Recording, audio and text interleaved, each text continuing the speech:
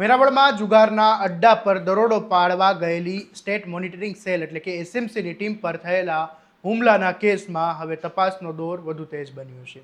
રાજ્ય સરકારે આ સમગ્ર ઘટનાની ગંભીરતા લઈને સ્પેશિયલ ઇન્વેસ્ટિગેશન ટીમ એટલે કે એસઆઈટીની રચના કરી છે અને એસઆઈટી એક્શનમાં આવતા જ વધુ એક આરોપીની ધરપકડ કરવામાં આવી છે. બીજી તરફ આ સમગ્ર ઘટનાએ હવે નવા સવાલો પણ ઊભા કર્યા છે. આખરે 8 જુલાઈની રાત્રે વેરાવળના કોલીવાડમાં એવું તો શું બન્યું કે ફાયરિંગ કરવાની ફરજ પડી અને હવે એસઆઈટીની તપાસમાં શું નવા ખુલાસા થાય છે, આવો વિગતે વાત કરીએ આ અહેવાલમાં.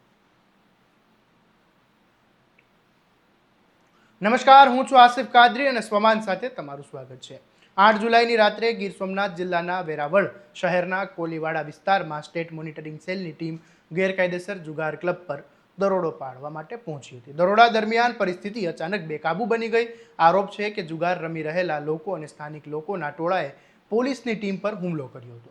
પરિસ્થિતિ એટલી ગંભીર બની ગઈ કે એસએમસીના પીએસઆઈ જે એસ સિસોદિયાએ પોતાની સર્વિસ રિવોલ્વરમાંથી 2 રાઉન્ડ ફાયરિંગ કરવાની ફરજ પડી હતી. આ સમગ્ર ઘટના બાદ હત્યાના પ્રયાસ, ફરજમાં રૂકાવટ અને રાયોટિંગ સહિતની ગંભીર કલમો હેઠળ ગુનો નોંધાયો હતો. કુલ 40 નામજોગ અને આશરે 200 લોકોના ટોળા સામે ફરિયાદ નોંધાઈ હતી. શરૂઆતમાં તપાસ વેરાવળ સિટી પોલીસ ચલાવી રહી હતી, પરંતુ ઘટનાની ગંભીરતા જોતા રેન્જ આઈજી રાજેન્દ્રસિંહ ચુડાસમાએ તપાસ સ્પેશિયલ ઇન્વેસ્ટિગેશન ટીમ એટલે કે એસઆઈટીને સોંપી દીધી છે. ડીવાયએસપી ચેતન ખટાણાના વડપણ હેઠળ 2 પીઆઈ, 2 પીએસઆઈ અને 12 પોલીસ કર્મચારીઓની ટીમ બનાવવામાં આવી છે. એસઆઈટીએ બનાવ સ્થળની મુલાકાત લઈને તપાસ શરૂ કરી છે.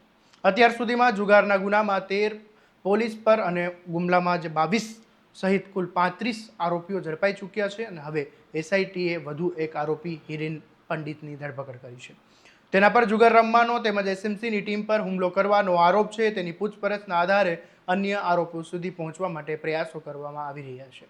પરંતુ આ સમગ્ર ઘટનાએ ત્યારે નવો વળાંક લીધો જ્યારે ગીર સોમનાથના ધારાસભ્ય એટલે કે સોમનાથના જે ધારાસભ્ય છે વિમલ ચુડાસમા તેમને રાજ્યના ગૃહમંત્રી, ગુજરાતના પોલીસના ડીજીપી, એડીજીપી અને જિલ્લા પોલીસ વડાને લેખિત રજૂઆત કરીને એસએમસીની કાર્યવાહી સામે જ ગંભીર સવાલો ઊભા કર્યા હતા. ધારાસભ્યની રજૂઆત હતી કે એસએમસીની ટીમ સ્થાનિક પોલીસને પૂર્વ જાણ કર્યા વગર સીધી જ રહેણાંક વિસ્તારમાં પહોંચી હતી. રજૂઆતમાં એવો પણ આરોપ કરવામાં આવ્યો કે ટીમ ઘરોમાં ઘૂસીને કાર્યવાહી કરી રહી હતી. મહિલા પોલીસ કર્મચારી હાજર ન હોવા છતાં મહિલાઓ સામે કાર્યવાહી કરવામાં આવી રહી હતી તેવા પણ ગંભીર આરોપ કર્યા છે. તેમણે રજૂઆતમાં એવું પણ કહ્યું કે જે પીએસઆઈ છે તે પોતાની સર્વિસ રિવોલ્વરમાંથી ગોળી લોડ કરીને લોકોને ધમકાવ્યા હતા, જેના કારણે મહિલા અને બાળકો અને સ્થાનિક લોકોમાં ભારે ભયનો માહોલ સર્જાયો હતો. સ્થાનિક પોલીસને વિશ્વાસમાં લીધા વગર જ કાર્યવાહી કરાઈ હોવાનું પણ વિમલ ચુડાસમાએ કહ્યું હતું. અને વિમલ ચુડાસમાનો એવો પણ આરોપ છે કે સંબંધિત અધિકારી સામે અગાઉ પણ અનેક ફરિયાદો થઈ ચૂકી છે, તેમ છતાં તેમની સામે કોઈ અસરકારક કાર્યવાહી કરવામાં નથી આવી. તેમણે આ ઘટનાની ઉચ્ચ સ્તરીય અને નિષ્પક્ષ તપાસ કરવા અને જવાબદાર અધિકારીઓ સામે કાર્યવાહી અને ભવિષ્યમાં આવી કાર્યવાહી દરમિયાન કાયદાકીય પ્રક્રિયાનું કડક પાલન થાય એવી માંગ કરી હતી.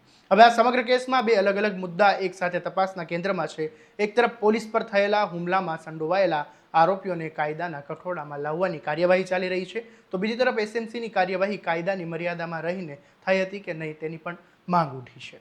હવે સૌથી મોટો સવાલ એ છે કે જો પોલીસ પર હુમલો કરનારા દોષિત હોય તો તેમની સામે કડકમાં કડક કાર્યવાહી થવી જ જોઈએ, પરંતુ સાથે જ જો કાર્યવાહી દરમિયાન કોઈ પણ અધિકારીઓએ કાયદાનું ઉલ્લંઘન કર્યું હોય તો તેમની સામે પણ નિષ્પક્ષ તપાસ થવી જરૂરી છે, કારણ કે કાયદા સામે દરેક વ્યક્તિ સમાન છે. હવે સમગ્ર ગુજરાતની નજર એસઆઈટીની તપાસ પર છે, કારણ કે આ તપાસ માત્ર પોલીસ પરના હુમલાની નથી, આરોપીઓ સુધી પહોંચવાની મર્યાદિત નથી, પરંતુ સમગ્ર ઘટનાની સત્ય હકીકત શું બહાર આવે તે લાવવાની જવાબદારી એસઆઈટી પર આવી ગઈ છે. વધુ અપડેટ સાથે ફરી મળીશું. ત્યાં સુધી તમે જોતા રહો સ્વમાન. નમસ્કાર.